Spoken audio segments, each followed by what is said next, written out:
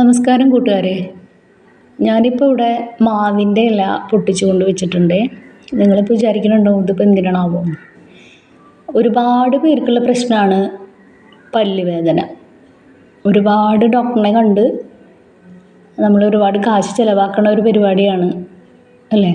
എനിക്കൊക്കെ ഒരുപാട് തവണ ഡോക്ടറിനെ കാണേണ്ടി വന്നിട്ടുണ്ട്, എന്നിട്ട് പല്ലെടുക്കേണ്ടി വന്നിട്ടുണ്ട്. പക്ഷേ എന്നിട്ടും കുറച്ച് സമയം കഴിയുമ്പോൾ ഹോൾസൊക്കെ നമ്മൾ അടച്ചതിന് ശേഷവും വീണ്ടും പല്ലുവേദന വരുന്നതായിട്ട് അനുഭവപ്പെടാറുണ്ട്.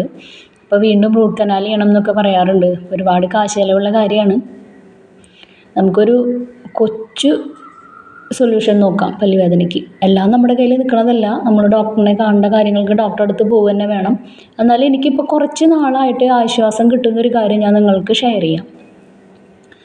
അപ്പോൾ കടുത്ത പല്ലുവേദന ചിലപ്പോഴൊക്കെ അനുഭവിക്കാറുണ്ട് ഞാൻ, എന്തെങ്കിലും ഫുഡ് കഴിച്ചതിന് ശേഷമൊക്കെ കൂടുതലായിട്ട്.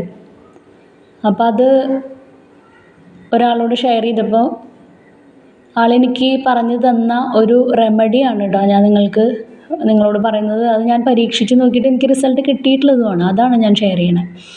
ഇതുപോലെ ഒരു മാവിൻ്റെ ഇല എടുത്തിട്ട് തെറുത്ത്, നമ്മൾ വെറ്റില തെറുത്ത് വെക്കില്ലോ, എന്നിട്ട് ഇങ്ങനെ അടയ്ക്കൊക്കെ കൂട്ടി ചുണ്ണാമ്പ് കൂട്ടിയിട്ട് വെച്ച് നമ്മൾ ചവയ്ക്കില്ലേ. നമ്മളെന്ന് വെച്ചാൽ പ്രായമുള്ളവർ കേട്ടോ.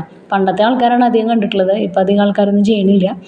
അതുപോലെ ഈ മാവിൻ്റെ ഇല ഒന്നെടുത്തിട്ട് അങ്ങനെ മടക്കി വെച്ചിട്ട് നമ്മൾ നല്ല പോലെ ചവച്ച് നോക്കൂ, നിങ്ങളുടെ പല്ലുവേദന ഓടിപ്പോയിട്ടുണ്ടാവും. പമ്പ കിടക്കുന്നുള്ള പോലെയാണ്.